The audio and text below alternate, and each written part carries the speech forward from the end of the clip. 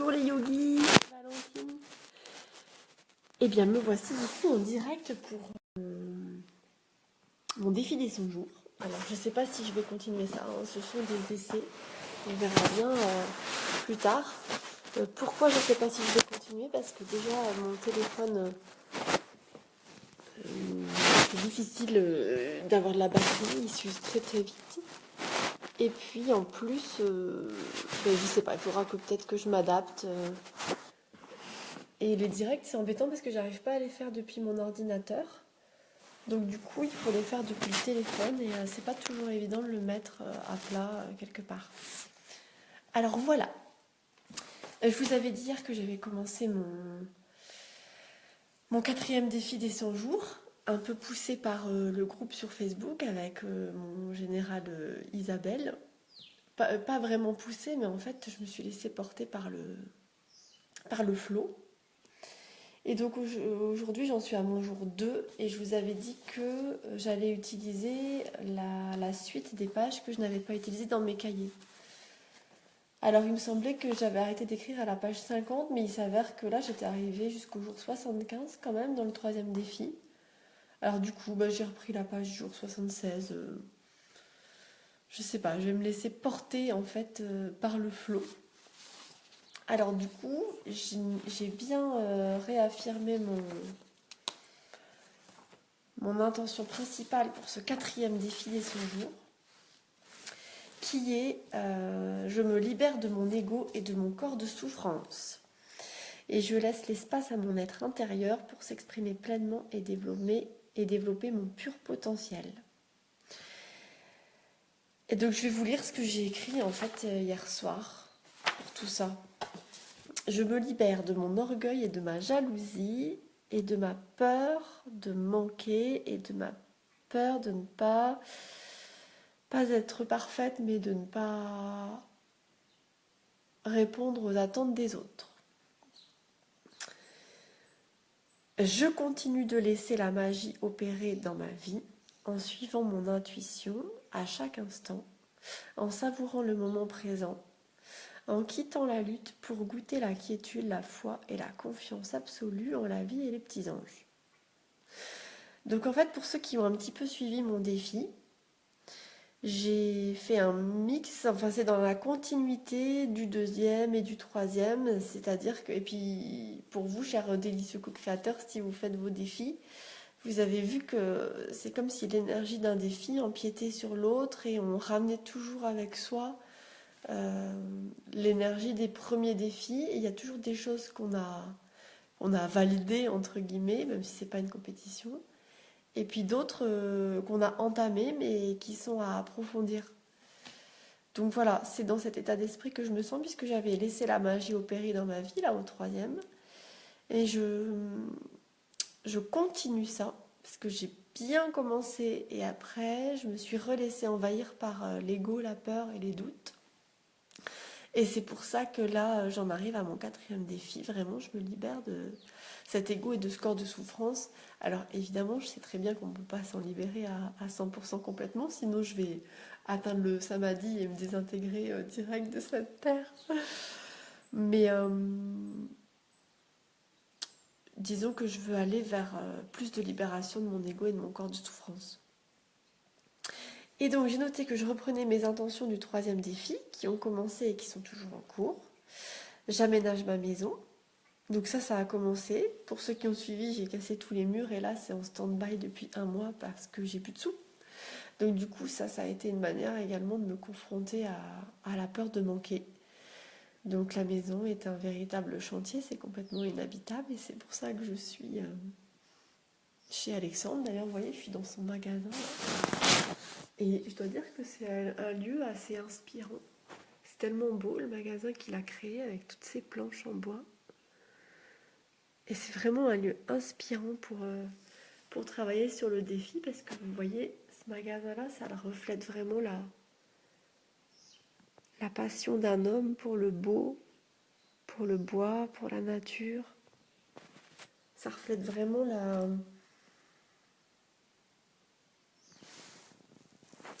la volonté d'écouter justement cette voix intérieure, cette être intérieure et de sortir des des cases et de ce qu'on attend de nous. Et Alexandre, lui, il a réussi à faire ça. Et du coup, voilà, c'est inspirant. Et donc voilà pour ma maison. Donc écoutez, on verra bien. On verra bien ce qui se passe. Et donc je continue donc en deuxième intention. Je laisse l'organisation du festival de yoga se faire dans la fluidité et la sérénité. Et ça, j'avais bien commencé. Et puis après, je me suis laissée réenvahir par la peur parce que le festival de yoga, c'est dans 4 semaines. Et j'ai mis l'intention qu'on reçoive 100 personnes ici pour ce festival cette année pendant 2 jours. Et l'année dernière, on avait reçu 50 personnes sur une journée. Donc pourquoi pas 100 personnes sur 2 jours. Mais quand je dis ça, j'ai des peurs énormes et surtout que ça engage des frais. Je me suis engagée auprès de plusieurs intervenants. On est 20 intervenants, quasiment autant de bénévoles. Donc ça fait beaucoup de poids en fait. Je me suis rendu compte que je me suis mis beaucoup de poids sur moi. Mais voilà, je veux rester dans la foi, dans la confiance. Parce que justement, je ne suis pas seule et je suis aidée de plein de monde. Et l'année passée, j'avais commencé à me faire aider. J'avais rencontré Anna-Marie, on l'avait organisée à 2. Et là, cette année, on est 4 avec Anna-Marie, Karine et Justine. Et quand je ferai ma vidéo bilan du 3e défi, justement, j'expliquerai ce qui s'est passé. Et donc j'ai mis l'intention qu'il y ait 100 participants sur les 2 jours et que ça soit un succès, mais un succès pour tous. C'est-à-dire que je veux pas que ça soit de l'ego ou de l'orgueil. Évidemment, je serais contente d'avoir amené ça, mais je voudrais vraiment que ça soit 2 jours et un week-end qui apportent beaucoup dans le partage et les connexions envers les gens.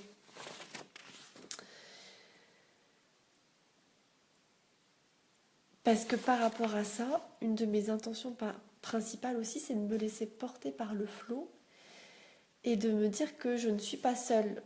Et pour ma part, quand je suis dans l'orgueil et le corps de souffrance, j'ai toujours tout voulu faire toute seule et ça m'apportait peut-être de la fierté. Ça peut en apporter encore, hein, d'être autonome, de faire les choses, d'être indépendant. Mais je me suis rendu compte qu'on était vraiment très limité quand on faisait les choses seul au bout d'un moment. Et du coup, j'ai décidé d'arrêter de m'épuiser et de tirer sur cette graine pour qu'elle pousse plus vite, mais au contraire, d'oser demander de l'aide. Donc c'est ce que je continue à faire. Mais c'est pas facile parce qu'on a des résistances. Et en autre intention, j'ai noté, je termine l'écriture de mes livres et j'accueille l'aide de qui voudra pour les mener à bien et pour les publier, et notamment l'aide de Justine. J'ai mis que je voulais choisir le logo pour mon site. Et j'ai remis l'intention que je voulais rencontrer Lilou et je voulais la motiver pour qu'elle commence le yoga, éventuellement la yoga thérapie. Et je voudrais la motiver pour qu'elle fasse un cahier du défi des 100 jours en yoga. Si c'était avec moi, ça serait trop bien, mais si c'est avec quelqu'un d'autre, je laisserai mon ego de côté et j'en serais ravie aussi. Donc ça, c'est toujours une intention qui est émise dans l'univers et à laquelle je crois, parce que je suis persuadée, je sais pas, mais je le vois comme une image, que Lilou, elle va se mettre au yoga. Et je voudrais aussi organiser et mettre en place, ça fait longtemps que j'y pense, alors j'ose le dire là, c'est pas évident, une sorte de formation coaching en yoga thérapie. Je voudrais la faire en ligne et je voudrais également qu'il y ait un système soit d'une semaine ou d'un week-end ici dans l'année à l'E4 pour faire venir les gens qui auraient suivi le coaching en ligne. Et voilà, ça s'est mis dans ma tête sous forme de flash. Donc je me suis dit que c'était juste avec voilà un groupe qui se suivrait et puis des vidéos tous les matins de yoga avec des petites routines à faire sur des thèmes particuliers. Puis on changerait de thème tous les mois par exemple, ça serait sur un an. Enfin voilà, je suis en train de réfléchir à ça. Et donc je voudrais travailler sur ça là, après le festival, c'est-à-dire en juin, juillet, août. Et enfin, je vis toujours dans l'abondance grâce à mes activités yoga, grâce à ce pourquoi je suis faite, en aidant les autres, grâce au yoga, à la yoga thérapie. Et je suis rémunérée pour cela à ma juste valeur, parce que j'ai avancé. Mon premier défi des 100 jours, c'était de me sentir digne des choses et notamment digne de recevoir. Et du coup, j'avance toujours sur ce chemin-là, d'être digne de recevoir de la rémunération pour le temps que je passe en consultation yoga thérapie notamment, et même pour les cours du yoga collectif. Voilà, je travaille toujours là-dessus. Le chemin est long, chers amis yogis. Et donc j'ai mis j'accueille l'argent et je reçois en échange de mes services avec gratitude et facilité. Voilà, parce que je sens qu'il y a toujours une résistance et une restriction. Donc j'ai bien avancé sur le chemin de la dignité, mais il y a toujours ça. Voilà mes intentions que j'ai faites hier. Et donc, hier c'était le premier jour. Et évidemment, comme mon intention, même si elle n'avait pas été écrite encore, je l'avais bien affirmée, c'était de me libérer de mon ego et de mon corps de souffrance. Je suis arrivée à cette intention-là parce qu'il y a 2-3 jours, j'ai eu une crise d'ego. Pas grave du tout, je vous rassure. Tout est relatif, encore une fois. Mais j'ai vraiment senti à... Ça faisait 1 semaine de toute façon que j'étais repartie dans la lutte, voire même 2, voire même 3. Et donc j'avais encore toujours ce cœur serré, donc forcément mon corps de souffrance, il a saisi la première opportunité pour s'exprimer. Donc il y a une petite crise de corps de souffrance là. Et c'est vrai que quand j'y étais, je l'ai vu. Et je n'ai pas fait le choix de sortir de là. Soit c'était trop difficile pour moi, soit j'avais pas envie de faire l'effort, ou je trouvais que c'était abusé de l'autre côté. Pourquoi moi je ferais l'effort de sortir de mon ego et de mon corps de souffrance et de pas les autres? La réflexion à 2 balles. Et voilà. Donc du coup, c'est ce qui m'a fait commencer ce défi sur ce thème-là. Et je sentais que ça devait bien arriver, mais on y était. Et comme par hasard hier, quand je suis revenue de ma routine le matin, Alexandre était en train de regarder une vidéo sur l'éveil des consciences. Et au moment où j'ai commencé à regarder avec lui, les 2 minutes que j'ai regardé avec lui, l'idée c'était vous ne pouvez rien faire seul, vous devez agir en groupe, vous devez agir en communauté, on est plus fort ensemble, etc. L'action seule a vraiment ses limites. Et vraiment, ça m'a parlé, ça m'a interpellée. C'est comme si j'étais destinée à entendre ce message-là. Donc je me suis dit, ok, c'est bien ça. Il faut absolument que je... Enfin, il faut pas, mais j'ai vraiment envie de me libérer de cet ego qui me fait trop être dans l'action seule. Et voilà. Et donc j'ai noté, je souhaite, quand je remarque que je suis dans un état dysfonctionnel, avoir la capacité de sortir de l'identification à la pensée et à l'émotion pour revenir à l'état de présence. Ça peut paraître un peu compliqué, mais j'ai repris des mots de Eckhart Tolle dans le livre Nouvelle Terre, que je n'ai pas là. Donc je souhaite, quand je remarque que je suis dans un état dysfonctionnel, c'est-à-dire un état dans lequel c'est l'ego qui a pris le dessus ou le corps de souffrance, avoir la capacité de sortir de l'identification à la pensée et à l'émotion pour revenir à l'état de présence. Voilà. Je souhaite rester dans la présence en fait. Et je souhaite avoir le courage, l'honnêteté et la probité intellectuelle de le faire véritablement et non d'étouffer ou de réprimer des pensées ou de l'émotion. C'est-à-dire que je me suis rendu compte que ce que je faisais depuis que j'avais 12 ans, là, depuis que j'étais petite, comme je m'étais aperçue que j'avais l'ego, eh bien, je disais rien. Et je me disais, non, c'est pas bien, tu peux pas réagir face à cette situation, tu peux pas dire ça, tu peux pas exprimer cette pensée. Mais en fait, j'avais les pensées. Et, et du coup, je me suis auto-sabotée moi-même en réprimant toutes ces pensées de jugement, d'orgueil, d'ego que j'avais. Et là, j'aimais vraiment l'intention d'être suffisamment dans la clairvoyance envers moi-même, envers mes pensées, pour vraiment les observer et non pas les réprimer, les étouffer, comme si c'était pas bien, Mais vraiment les voir, les accueillir et vraiment sortir de l'identification à cette pensée. Parce que, voilà, depuis que j'ai 12 ans, comme je vous dis, je m'étais identifiée à cette pensée. Je m'étais dit, mais si j'ai cette pensée d'orgueil, d'ego, de supériorité par rapport aux autres, ben ça veut dire que je suis une mauvaise personne, que c'est mal. J'étais dans le jugement par rapport à moi-même et je voulais pas être une mauvaise personne ou que ce soit mal. Donc moi j'ai tout étouffé comme ça. Et puis j'ai fait en sorte d'agir pour le bien et puis de dire des belles paroles. Mais est-ce que je l'ai pensé véritablement? Évidemment oui, je sais pas, 70% du temps je l'ai pensé, 80% peut-être. Mais il y avait une grosse part de moi qui s'empêchait de dire des choses ou d'exprimer les jugements que j'avais. Donc là, je veux vraiment faire la part des choses, avoir cette honnêteté intellectuelle envers moi-même pour ne pas m'identifier à cette pensée ou à cette émotion. C'est-à-dire que je vois la pensée arriver, comme un petit chat, là, je suis la pensée, je la vois arriver, et puis je m'identifie pas à elle, je me dis pas que c'est moi ce petit... Hop, c'est juste une pensée créée par mon mental qui passe.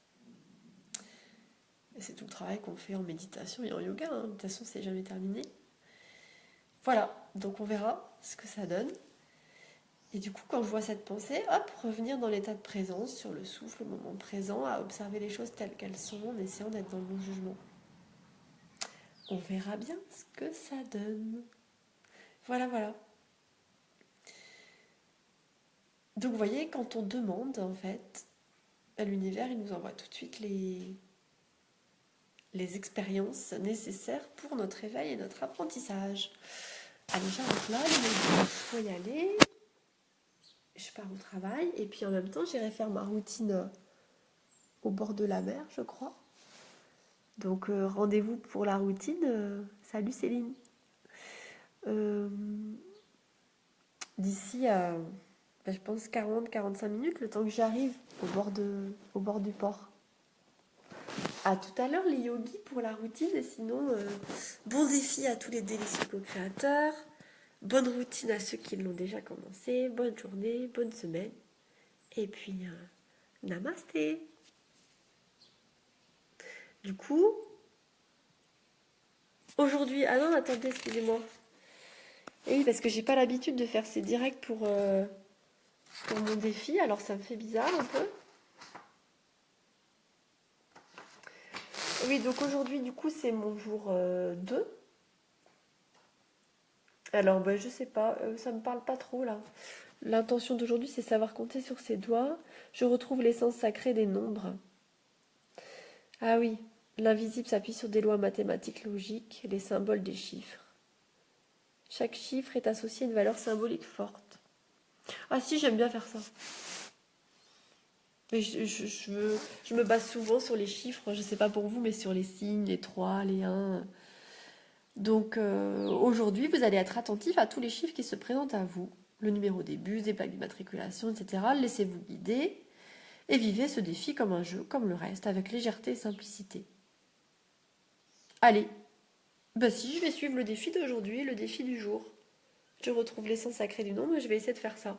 Et du coup, bah, peut-être que je ferai une vidéo bilan de la journée ce soir en direct, j'en sais rien en fait. On verra. Salut!